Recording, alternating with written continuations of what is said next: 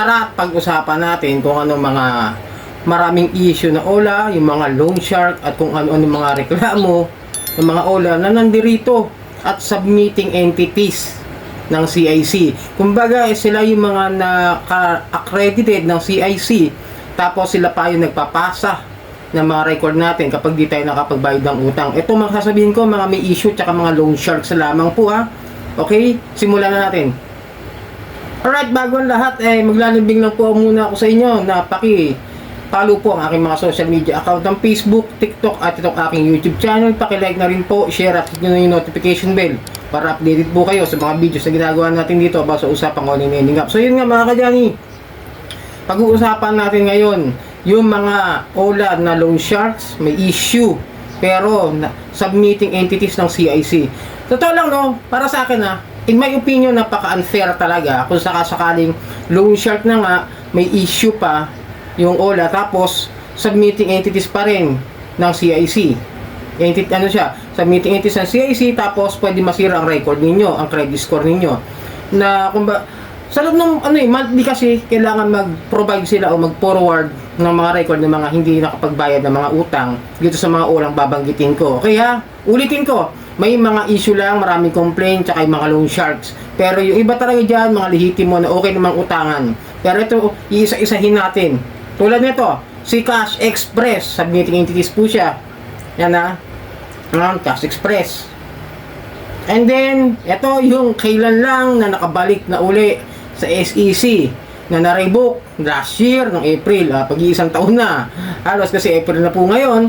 Itong si Capstone Lending, na ang mga OLA nito ay ang Mocha Mocha, Quickla, Poco Cash, Blue Peso, Peso Forest, Peso Bupay at Load Cash. Yan po yung mga submitting entities po ng Capstone. Okay? And then, syempre, hindi mawawala dyan si Digido. Ang isa sa mga pinaka-loan shark na mga OLA na talagang grabe kung magpatubo. Alam niyo na kung bakit, di ba?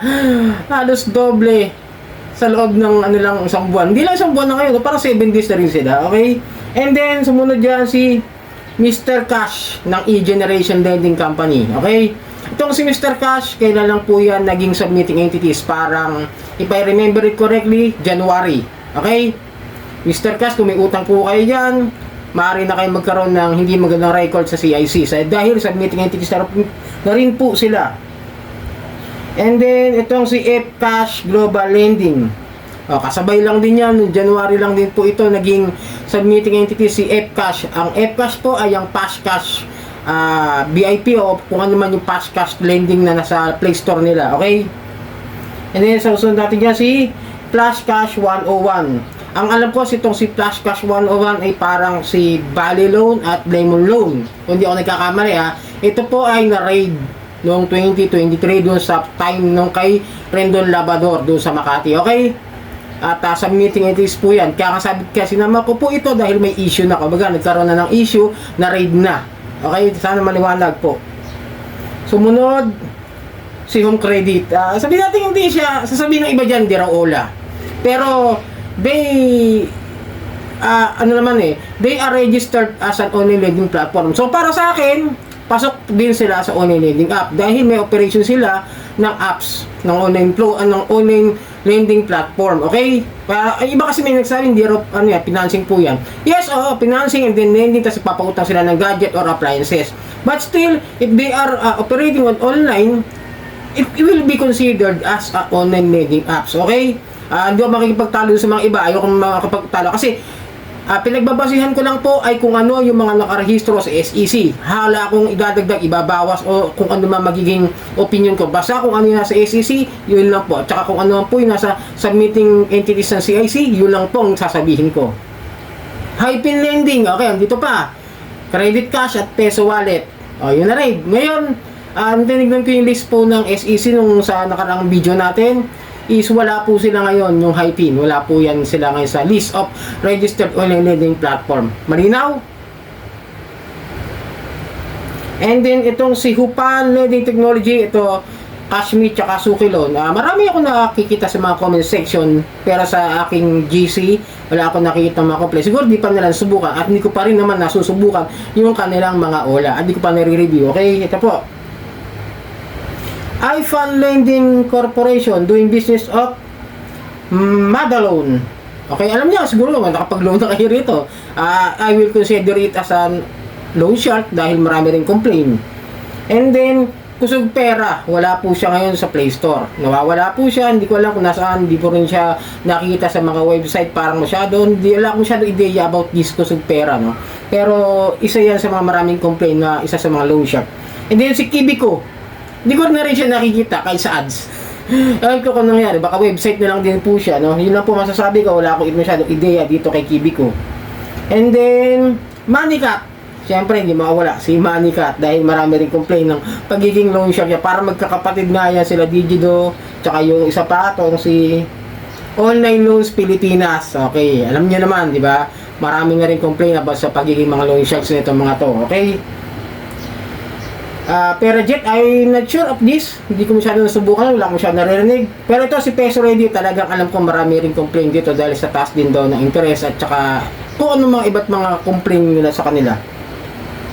And then, itong si Quark Financing, Madali Loan. Kung may nakasubok man dyan, alam ko, marami na rin ako nabasang Madali Loan is one of loan shark na rin din.